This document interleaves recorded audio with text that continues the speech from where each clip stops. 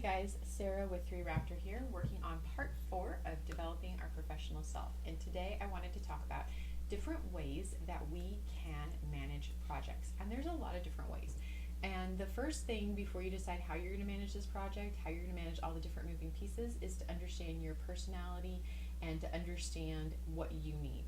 There's a lot of online tools like Asana that basically works like a Kanban board with tiles and subtasks that you can assign and assign to different people and give due dates and then move the tile along as you progress, which is a great visual reminder when you have a remote team. Then there's other projects or other project management software like Monday.com and a few others that work really well. Now, when I say you have to understand your style, it's understanding what works for you. And while I do use Asana with a client because that is what they use, it is a struggle for me and I get lost in there because I am a very visual, hands-on kind of person.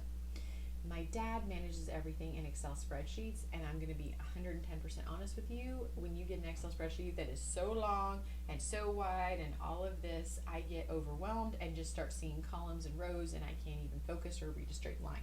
But it works for him.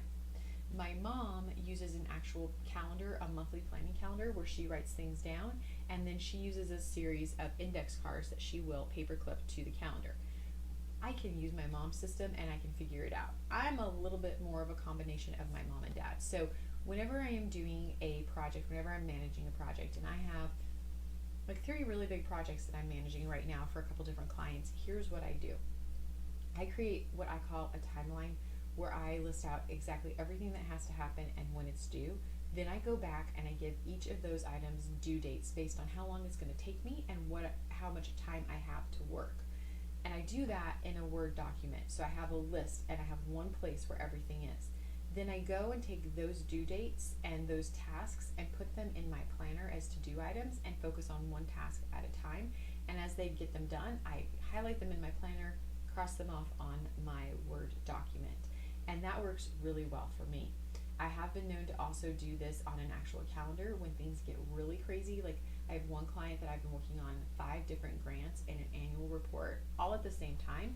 And it's been crazy and a little bit stressful because I've been waiting for last year's numbers, the end financials for last year. And so it's like, go ahead and get done what I can for each of these projects, because if I wait, it's going to be like 2 all-nighters in a row and I just don't do well without sleep. So what I do then is I do use a monthly calendar where I write down when things are due, and I do keep a list of where we are on each project. And then because I always worry that I'm going to drop a ball because I sometimes seem to bounce between so many different projects, is I have a checks and balance with my dad. Now he manages it in an Excel sheet. He sends that Excel sheet to me and he saves it. I try really hard to look at it and use it, but I just get overwhelmed. So I will email my dad when I complete each task. He updates the Excel sheet, and in my moments of panic, I can send him a text and say, Dad, we're all good on this project, right? We're up to speed. And he'll be like, yes or no, or here's what you need to be working on. And that really helps me, because I am kind of like the face of the company and do the marketing and engage with clients and do a lot of the work. I bounce between so many different projects. I rely on my parents to be my check and balance. And it's not because they're my parents, they're my team. I would rely on my team this way as well. A lot of times too, my mom will email me what grants are due every month that I need to be focused on for different clients at the end of the previous month, so I know what I'm walking into. That helps me plan and know when my writing days are going to be. So that's how we manage things. So you need to find something that's going to work for you. Now, if you do it all online through Asana or Monday.com or there's another one that has a B in it, that Hive that everybody uses, I want you to make sure that you have all of your information backed up, because I have seen things accidentally get deleted or archived and sometimes you can't find them.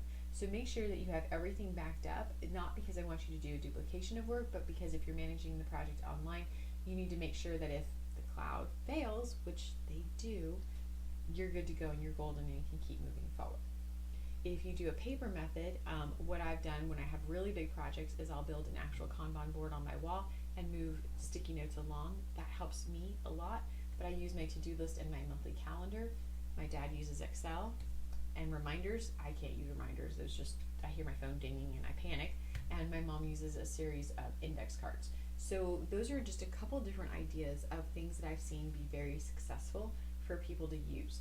Now, when I see professionals fail, it's because they don't have a way to manage the projects, or they don't break the projects down into manageable pieces. And I think what I've kind of been skating around with all of the different methods, including the online or the handwritten or the, semi both handwritten and online, is the key to managing any project is breaking it up into tasks and focusing on one or two tasks at a time and then moving forward to the next. If you just try to manage a project as a whole without understanding what tasks or pieces need to be completed by when and assigning them, you're never going to have a successful project management experience. So really make sure that you understand how to break things down, you understand what your milestones are, what your long-term goals are, what your short-term goals are, and have those notated somewhere with due dates and assigned to people so that you can just continue to manage this project. You know who to ask for specific information, and who is doing what. And I do that in my own way with Word documents and my calendar, and I keep up with it. It sounds cumbersome, but it's not, because it's what works for me, because I can write and see, and that makes it exactly perfect. So I hope that gives you some ideas of different things to try for project management. I'm going to tell you, you're going to have to really figure out what works for you, and try a couple different things. With my client that uses Asana, I still write everything down in my planner, and that has saved my hiney so many times, because when someone else moves a tile to the wrong place or checks the wrong box, I have a backup and can say, no, this was completed on this date, let's go ahead and fix that. And it makes it just a lot easier for everybody involved. So make sure that you have a way to back it up. Make sure you have some notes that can answer questions if anything gets moved or erased or dropped or lost, and make sure that you have a system that works for you. And again, we use at 3Raptor what we call checks and balances, where all of us know exactly what each task and piece is, and so we can check in and make sure that all of them have been completed and we are all on the same page. That works really well for us, but make sure that you find something that works really well for you in your personal and your professional life. I hope you have a great week.